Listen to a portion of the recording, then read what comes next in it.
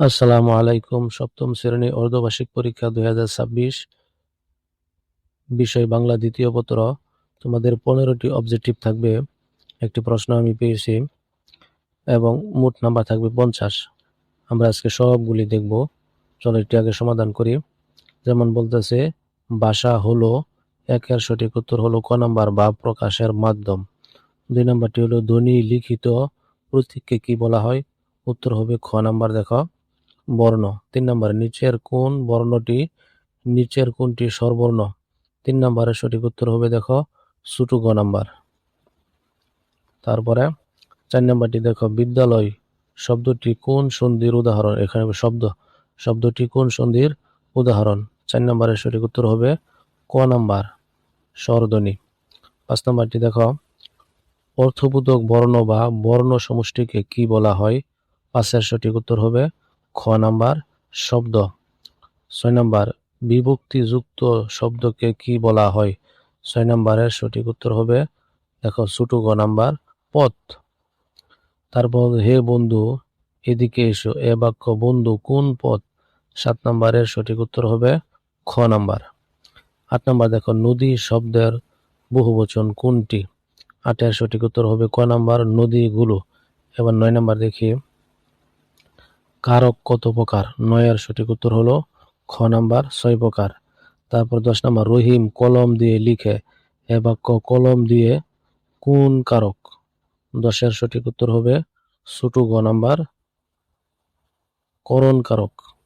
তারপর 11 নম্বরটি দেখো, অক্ষ শব্দের একটি অর্থ হলো 11, উত্তর হলো ক নাম্বার, সংখ্যা, অক্ষর। তারপরে দেখো 12 নম্বর, সত্য শব্দের বিপরীত শব্দ কোনটি? সত্য শব্দের বিপরীত শব্দ কোনটি?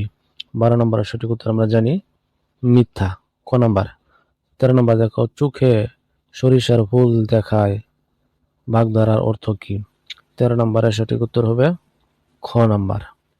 14 নম্বর দেখো, 14 নম্বরের সঠিক উত্তর হবে ক নাম্বার এবং 15 সঠিক উত্তর খ নাম্বার।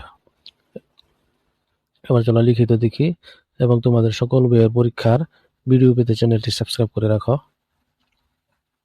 দেখো লিখিত অংশ, সময় 1 ঘন্টা 45 মিনিট, পূর্ণমান 35 আর ওইখানে 15 হলো 50।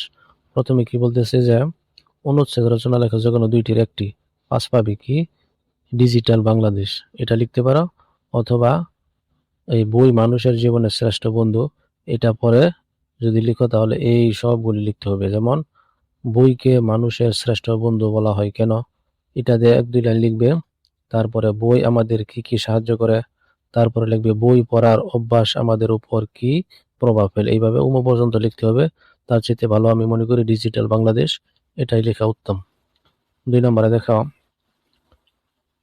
সারাংশ বা দেখো সারমর্ম কি আছে এখানে।